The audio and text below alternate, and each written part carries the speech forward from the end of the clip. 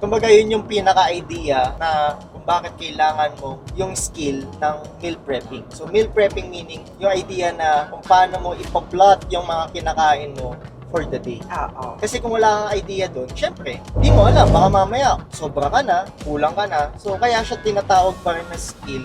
Kasi, kailangan mo siya eh. Kailangan mo talaga mag-plot ng kinakain mo or ilag yung kinakain mo para magawa mo, maabot mo yung goal mo. Kasi, paulit-ulit na lang. Kaya di ka pumapayat eh, di ba?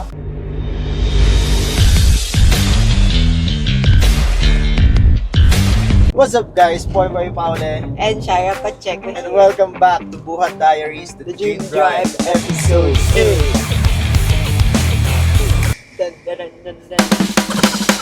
Kung saan pag-uusapan natin ay fat loss is a skill, not a program. Yeah. So, dito sa vlog na to, pag-uusapan natin or hihimayin natin, like, ano ba yung mga skills na dapat meron ka for a successful fat loss journey? Kasi let's all be honest, like, hindi siya porky binigyan ka ng training program ng coach mo or nag-workout ka, eh, ibig sabihin, Papayat ka na. papayat ka na. Aray ko!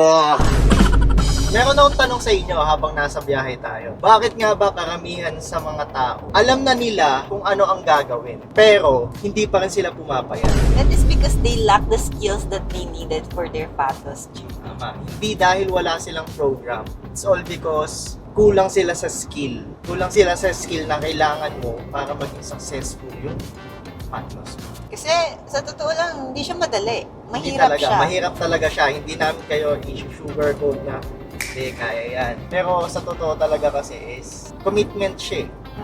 Doon kayo itetest sa kung paano mo siya gagawin kahit mahirap na siya at tinatamad ka na siyang gawin. So, the first skill that you should have is what? Calorie awareness. Okay, can you like give us more context? What's calorie awareness? So, kailangan may idea ka kung paano mag-track ng calories. So, bakit? Kasi malaki yung chance na magkamali ka. If wala kang tool na ginagamit. Wala kang to tool na track your ginagamit. calories. Well, let's say, hindi mo naman kailangan magtimbang araw-araw. Pero at least, di ba, eyeball mo man yung isang food. Halimbawa, biglaan may celebration. Eyeball mo yung food. At least, tinatrack mo pa rin para at the end of the day, alam mo kung sobra ka or kulang ka. At So, least may data ka, di ba? Mm-mm. The following day, check mo kung nangyari sa weight. So, yun nga. Like, I think the calorie awareness is self-explanatory na siya as is.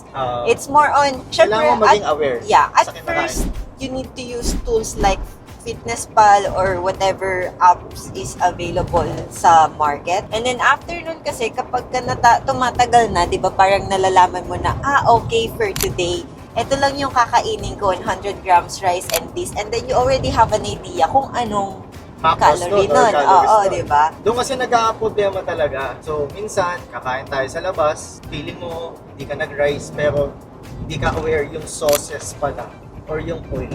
Doon ka natatalo. Kasi yung sobra-sobra na calories na nakukuha mo doon sa mga extra sauces or oil, hindi mo nalalag or hindi mo nako-consider, sumusobra ka, hindi talaga magiging successful. Or eto na lang, boss. Sasabihin nila na magda-diet ako, hindi ako mag-rice. Ah. Pero magbabanana siya.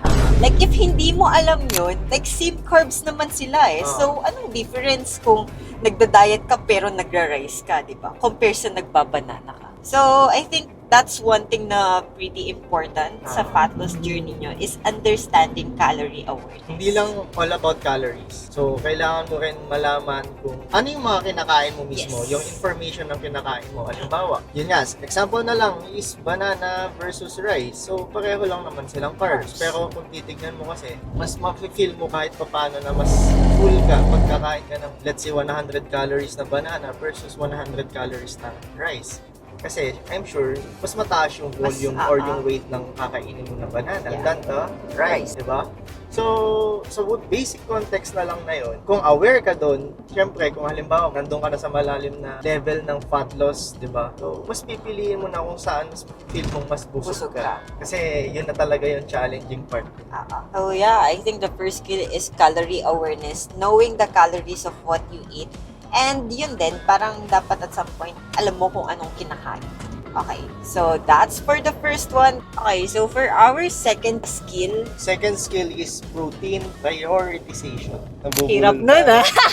So, kailangan mong i-prioritize yung protein mo, lalo kung nagda-diet ka. Kailangan na-hit mo yung protein na kailangan ng katawan mo para makapag-recover ng maayos yung katawan mo at the same time, di ba? Siya yung building blocks of muscle. Okay? So, kailangan mo ng protein.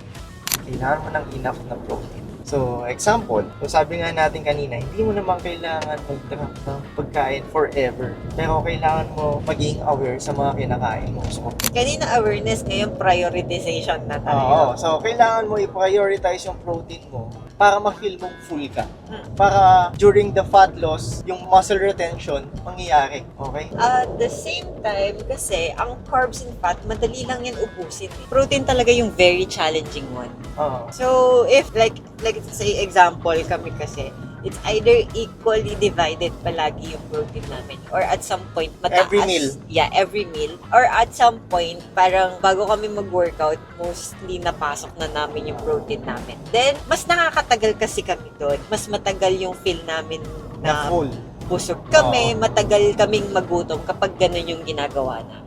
At the same time, hindi lang yun yung reason. Gusto mo kasi, pag gabi na, bago ka matulog, masarap Masarap yung kakainin. kakainin mo. Oo, Para oo. masarap yung tulog mo.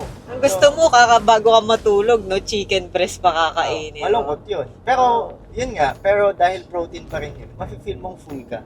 Diba? Nakakabusog talaga pag high protein talaga yung food. Yeah. I think that's one of the reason why pina-prioritize din namin talaga yung protein namin. Like, as much as possible, inuubos na namin siya before, hindi namin inuubos, pero kinakalahati na namin siya ng bago mag-workout, gano'n. Mas matagal kaming magutom, mas matagal din yung busog namin. Tsaka at the end of the day kasi, gusto namin masarap na, like, nag-ice cream na kami at the end of Paggabi. Oo, ganun. So yeah, that's the second skill. And then moving to the third one, Coach. Number 3 na skill is meal planning. So, bakit nga ba skill siya? Kasi, syempre, kung mag-diet ka or pupunta ka sa fat loss or gusto mong maging batak, yun na lang. Gusto mong maging maganda yung katawan mo at maging sexy ka. Kailangan mo talaga mag-meal prep. Hindi naman totally lahat. Or hindi naman sinasabi na meal prep na magluluto ka ng pagkain mo, Tama. parang ganon. More on parang you schedule kung anong kakainin mo ng breakfast, lunch, and dinner. Oo, dapat ikaw mismo may diary ka or tinatrack mo sa isang fitness app or calorie tracker para at least, di ba, kung ano man yung kinakain mo for the day, safe ka. Oo. Hindi naman din sinasabi dito na, yun nga, yung parang meal plans, magaganon na bibilin mo or lulutuin mo for yourself, di ba? Let's say wala kang option na ganun or lifestyler ka, di ba? Pag nasa labas ka, kapag ka meron ka ng idea ng kakainin mo, kahit anong option mo na yan, like, okay, sa breakfast ko, something like, Higher protein na lang ka mo. oh, chicken, ganon. So, dapat nasa isip mo na sa breakfast ko, okay, ox manok ako. Ah. Tapos yung lunch ko, since kailangan ko pa ng, okay, manok ulit, okay, mag-gelans muna ako, parang ganon. Or, tapos kapag ka-dinner ko, okay, tapos naman na yung protein ko, siguro I can have something na high fat, lower in protein at some point. Baka pwede akong mag-steak. Ah. Oh, so, saan ka kakain nun? Yung mga ganong bagay. I think, Kumbaga yun yung pinaka-idea na kung bakit kailangan mo yung skill ng meal prepping. So meal prepping meaning yung idea na kung paano mo ipa-plot yung mga kinakain mo for the day. oo. Kasi kung wala kang idea doon, syempre, di mo alam, baka mamaya sobra ka na, kulang ka na. So kaya siya tinatawag pa rin na skill. Kasi kailangan mo siya, kailangan mo talaga mag-plot ng kinakain mo or ilag yung kinakain mo para maabot mo yung goal mo. Kasi paulit-ulit na lang eh. Kaya di ka pumapayat eh, di ba? Kasi hindi ka nagtatrack ng pagkain mo. Yun. Kailangan mo ng meal planning. Actually, sa totoo lang, I don't think, it's one na mahirap na skill yun. Oh, Yung mahirap meal talaga planning. siya kasi unang-una, disiplina eh. Kasi minsan talaga, ako, aminin ko na may times talagang ganun. Pero wala eh, kailangan mo. Kasi ako, to be honest, everyday, pare-pareho na lang yung kinakain natin. So parang, let's say, morning, like quarter, chicken breast, di ba? Gabi, bahala na, doon na tayo freestyle. Mag-weigh na lang tayo or any. Pero pag nasa labas tayo, nag-uusap na kami na, anong kakainin natin ng lunch? Saan tayo kakain? Sa gabi, anong kakainin natin? Tapos, after nun, hindi pa namin nakakain yung lunch namin. Pinaplano na namin Tama. yung lunch and dinner and dessert na. Or naka-plot na agad sa diary ng Oo. fitness pal. Para at some point, meron na kaming idea kung anong kakainin namin. Magbabago na lang yan kung saang restaurant mo siya kakainin. So yeah, that is the number 3, which is meal planning. And then let's jump to the next one. Number 4, hunger management. Okay, sige, G mo yan, coach. May mga times kasi, dahil like, ako kasi talaga, ang ina-apply ko sa mga clients ko sa dieting all the way talaga is IIFYM or tinatawag na if it fits your macros, yun siya. So, pwede mong kainin lahat ng gusto mo basta pasok sa macros mo or aware ka sa macros ng kinakain mo. Okay? So, dito sa Ina-apply natin sa diet natin talaga originally is yung 80-20 rule. Okay? So, wherein yung 80% ng kinakain mo is usually yung mga pine-prep mong pagkain sa bahay. Kasi, kailangan mong ma-hit agad yung enough na protein sa mostly sa 80 na yun para maging masaya ka dun sa 20% na natitira. Yun yung pinag-uusapan din natin kanina. Kaya nakapag-freestyle na kami sa gabi kasi yun nga, breakfast everyday, like water, lunch is chicken breast, and then yun, yung remaining macros is freestyle na. So, mabalik tayo, ang layo na natin. Layo mo na eh. So, sa hunger management kasi, yun nga, sa 80% mo, usually dahil papasok na dyan yung protein mo, pag kumain ka ng enough na protein sa mga portion na yon or sa ratio na yon, mafe-feel mong busog ka. So, mamamanage mo kumbaga yung gutom or yung hunger. Diba? So, dahil volume siya eh. Let's say, another way para ma-manage mo yung hunger is mag-add ka ng vegetables or greens, di ba? Instead of eating rice, pwede ka magpalit ng source of carbs mo ng, let's say, potato, sweet potato, di ba? Or more gulay. Yes. So, in that way, mas mababawasan yung parang stress sa'yo na Ay, yung konti ng kinain ko. hindi ako nabusog. Parang ganun. Kasi, Isipin mo yun eh. yung sa utak natin na madaming pagkain or higher volume, mas busog, gano'n. Pero in reality, pareho lang naman talaga ng calories yan. Tama. So, yun nga, sinabi mo na yan. Dahil during fat loss, sabi nga, dun sa hunger management, kailangan mong tanggapin na magugutom ka. Kahit anong paikot-ikot mong kakain ka ng volume na food or high fiber fruits, vegetables, at the end of the day, dahil naka-deficit ka, magugutom ka pa rin. Hindi mo maloloko yung sarili mo na nasa fat loss ka or naka-deficit ka tapos hindi ka magugutom. Yeah. Talagang magugutom ka dahil naka-deficit ka. Kahit paikutin mo pa yan ng kahit anong gawin mo, wala talaga. Pero I think other than that kasi, you need to know din na parang you need to know kung gutom ka ba talaga or bored ka na. Oo, baka mamaya kasi malungkot ka lang, di ba? Or naiinip ka lang, wala kang ginagawa, pinakita ang pagkain. Ay, gusto ko yan. Gutom ako.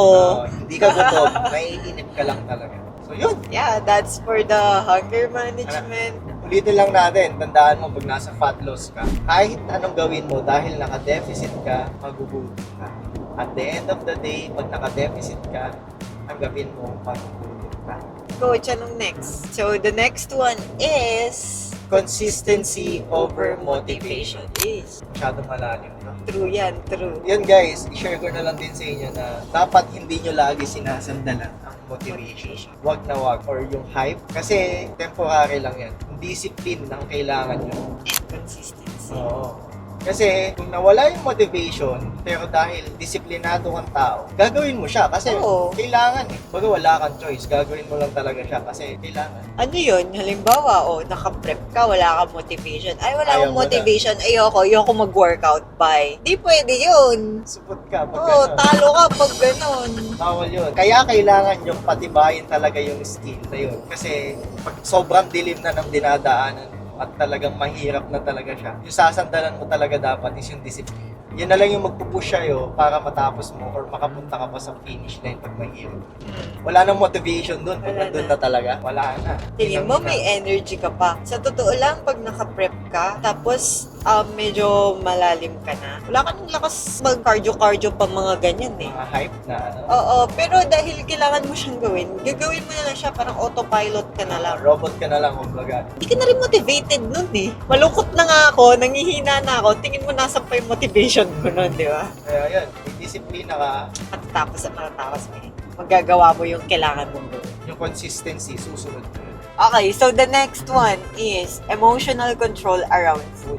Okay. Yan, pinakamahirap yan. Oh, as a girl, sige, share mo yung ano mo, yung thoughts mo about Bilang babae, totoo naman kasi talaga na, lalo na kapag pa-period ka, mayroon kang mga cravings, gano'n. So, syempre, kung lifestyler ka, you practice 80-20, lagay mo siya dun sa 20%, doon may pasok yung cravings mo. Oo. Sa totoo lang kung akong tatanungin, magiging honest ako. Minsan hindi enough yung 20% na yun para isatisfy yung craving mo. So, yun talaga yung pinakamahirap. Again, kung wala kang, as we discussed earlier, kung wala kang discipline and consistency, wala bibigay ka talaga sa craving na yun. So, magka-connected siya lahat eh. Wala kang discipline, wala kang consistency, hindi ka nagtatrap ng food, hindi ka nag-hit ng protein na maayos. Connected siya eh. Yeah, ako, ito lagi yung iniisip ko na lang. Ako lang to Ang iniisip ko na lang palagi na okay, may cravings ako. Titikman ko siya, konti lang. Pwede ko naman siya tikman some other time, hindi naman naalis yung pagkain na yan. Yun na lang lagi yung iniisip ko para hindi ako bumigay na masira yung pag-track ko, mga ganong bagay. So ako naman, aminin ko din na may mga times talaga, syempre, mapapain ka minsan. Pero, alam mo yun, kasi sa totoo lang, mahirap talaga yung ilang taon na ako naka-off-season. Hirap maging disiplinado, pero kailangan. Kasi gusto mong maging competitive eh. Ay, hirap maging disiplinado. Yun Mahirap na lang. maging competitive. Oo. Kasi di ba sabi ko nga sa'yo, nung nagmamall tayo, pwede ko naman bilhin yun, pwede kong kainin yun eh. Ba't di ko ginagawa? No, kasi may control ka sa sarili mo. Yan na nga, emotional control. Kasi alam mo yun, pag binili mo yan, in-store mo yan sa bahay, tapos nakikita mo yan lagi. Ay, GG yan. Di ba? Meron pa naman akong habit na pag nabuksan na yan, dapat maubos na yan. Oo, Wala ganun nang siya. matitira. So, yun na nga. Kaya dapat, once na sa tingin mo na wala ka, halimbawa, hindi mo na control yung sarili mo sa araw na to, dahil gabi mo. Dapat matuto ka dun sa gabi na yun at isipin mo, ba't ko ginawa yun? Anong reason bakit kinain ko yun? Saan ako nadala? Di ba? Ako lagi ganun iniisip ko pag napapakain ako. Ano ba? Bakit ako napakain? Hindi, pero other than that, wag mo na lang nisisihin yung sarili mo. Hindi mo siya sisisihin. You'll take it as a learning. Oo, gano'n. ano yung learning ko dun? Ah, Ba't din nag-decide ako na gawin ko yun? oo. Ganun. Tapos the following day, bumalik ka. Yeah, balik ka Wala lang. ka naman ibang gagawin kundi pag bumalik ka, another reason to improve yourself, 'di ba? Kasi kaya ka nga babalik eh kasi dapat natuto ka dun sa Oo. ginawa mo. Pero wag naman to the point na everyday learning. Iba na yun, boss. Kumbaga, i-check mo ng maayos yung sarili mo kung saan ka nadadala. Yun yung bakit pag na-stress ka, kumakain ka. So, challenge mo yung sarili mo pag na-stress ka. Kaya ko to. Kaya Hindi ko to. Kakain lang ako ng pasok lang ng tama lang para sa akin. Oo. Hindi ako Huwag mag-overeat. mo siyang gawing reason para pabayaan mo yung sarili. Oo. Kasi at the end of the day, ikaw din naman Sa'yo yung din magsasuffer. Wala naman ibang mag-aalaga ng sarili mo. Hindi Ikaw din. You're responsible for your own body. No one else is. Next! Hirap na na. Ha? Okay, so the next one is... Kailangan mong mag-workout. Need to work out. Pero yeah, you need to work out para... Siyempre, kailangan during You need fat activity. Oo. Oo. During fat loss, pwede mo namang kukunin yung fat loss through deficit lang. Deficit sa food. Pero, syempre, para mas ma-maximize mo yung fat loss at the same time, lumalakas ka during fat loss, di ba? Maganda. Nag-workout ka. Well, other than that, gaganda pa yung katawan mo, di ba? Lumalakas ka, di Oo. ba? Sino ba naman may ayaw? Habang tumatanda ka, lumalakas ka. Kasi, di ba, the more na mas tumatanda ka, mas umihina yung katawan natin. Pero dahil nag-workout tayo, di ba, matutulungan yun tayo. So, another skill yun na kailangan mong matutunan is workout ka. I mean, you need to work out. Or you need to move. Kasi not everyone, lagi na lang silang, well, hindi naman. Hindi nila hinahanapan sometimes ng time yung workout nila. Which is important. Kami ni siya, tinake na namin siya as our maintenance talaga. Oo. Kasi hanggang tumatanda ka, yun nga, sabi ko nga kanina, humihina yung katawan natin. So, wala naman ibang responsible sa sarili natin, kundi tayo. Kaya, dapat huwag natin siya pabayaan. And, kaya natin mag-ensayo talaga kahit 2 to 3 times per week. Sana gawin natin. Or like, just a lot, 30 minutes to an hour siguro, di ba? Yeah, that would be enough na. So yeah, yun, mag-training kayo guys. What's next? Patience. And expectation. Bago ka pumasok sa fat loss phase, kailangan iset. Ako, lagi kong tinatanong to sa mga, especially sa athletes tinatanong ko lagi sila, ready ka na ba? Kasi mahirap to. Kasi, And lagi ko sinasabi sa'yo na make sure mo lang na iset mo yung expectation ng client mo. tama. Kasi ayaw mo naman na baka mamaya super taas ng ine-expect niya or super taas ng expectation na sinet mo sa kanya. Tapos pag hindi niya na-meet or hindi niyo na-meet, what? Masakit yun. Oo. Diba? Kaya, kailangan mo ng mahabang patience pag pumasok ka ng fat loss. Lalo na kung halimbawa galing ka sa obese, going to normal BMI. So malalim yan, sobrang lalim yan. Madami na akong mga hinawakan na clients na galing sa obese na pumunta sa normal. Naging normal na yung BMI nila. It Ay. takes years talaga. Mm-mm. Ang habang panahon, ang habang proseso. Para maging successful talaga siya, kailangan maging patient ng client na sumunod talaga at maging disiplinado. So lahat ng mga skill na yun, para maging successful talaga siya, kailangan nasa kanya. Kung hindi man nasa kanya, syempre, kailangan step by step ituro ng coach yun sa client. Yeah. Kasi, ayun din, kapag ka, isiset yung dalawa yung dapat mag-meet kayo sa expectation ng isa't isa and then at some point dapat medyo makatotohanan yung expectation nyo, di ba? Kayong dalawa din naman, like, communicate with your coach, then your coach will communicate sa'yo para mag-meet kayo. And other than that, yun sa mga na-mention mo din, yun sa mga long-term clients mo na mga obese before, nakakatuwa lang kasi it took them 1 year. Ayan, pakita natin. Yan sila. Yan. Di ba? Yeah, it took them 1 year para More maabot. than pa. Oo, more than a year para maabot yung ganong katawan nila. And one thing na mas nakakatuwa pa is maintain na nila yung ganon nila. Kumbaga lifestyle na nila. Oo. May client pa ako na isang attorney na ganun din. Ang galing. Ang ganda ng mga progress nila. At the same time, yung isa din, si Lloyd, di ba? Galing. Magaling sila. Kaya nakakatuwa kasi bantayan mo sila o hindi, sila mismo aminado gagalaw sila sa sila. sarili nila. Oo. Yun, final na kailangan natin na skill is lifestyle management. Ano nga ba yung lifestyle management? So, syempre, pag gagawin mo yung fat loss, so, syempre, kailangan yung lifestyle mo is pasok dun. Oo. Kasi, let's say, yung circle na meron ka, di ba? Dapat same goal, or hindi man same goal, pero alam mo yun, nakakatulong siya sa pag-abot ng goal mo. So, hindi lang yun. Kailangan mong ayusin yung overall na lifestyle mo. Yung tulog mo, alam mo yun, Yung tulog mo, yung pagkain mo. or kung paano mo i-manage yung stress. Oo. Malaking bagay din yun. Kasi kung lagi tayong stress at hindi natin naaayos yung sarili natin, another reason yun, para hindi natin maabot yung goal natin na which is yung fat loss. Di ba? Ayun, daming factors din kasi, no? Yung kung gusto mo maayos na fat loss, yun talaga yung lifestyle mo, kailangan mo din isunod doon.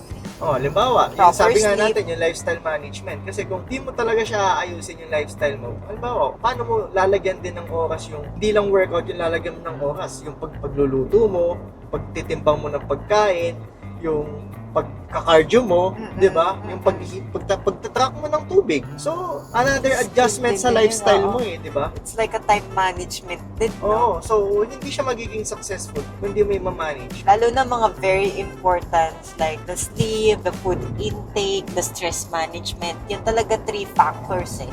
Kaya sabi ko nga kanina, ulitin natin, fat loss is not a program, it's a skill. Just imagine gaano kadami yung kailangan mong skill para lang maging successful yung fat loss journey mo. Pero boss, wait lang. Pero pag nasa iyo yung lahat ng skill na yun, kumbaga, kaya mo nang laruin mismo. Kung kailan mo gustong mag-surplus, kailan mo gustong pumasok sa fat loss, di ba? Or sa deficit. Pag alam mo na yung basic concept na yun, actually, basic lang talaga siya kung iintindihin mo. Talagang maiintindihan mo siya. Pero yun nga, madami kang i-consider yung disiplina, yung mga ganito-ganyan na pinag-usapan nga natin. Kung hindi mo din siya magagawa ng buo na yun, hindi mo siya masusustain. Kung ako ang tatanungin mo, pinakamahirap talaga is yung consistency and the discipline.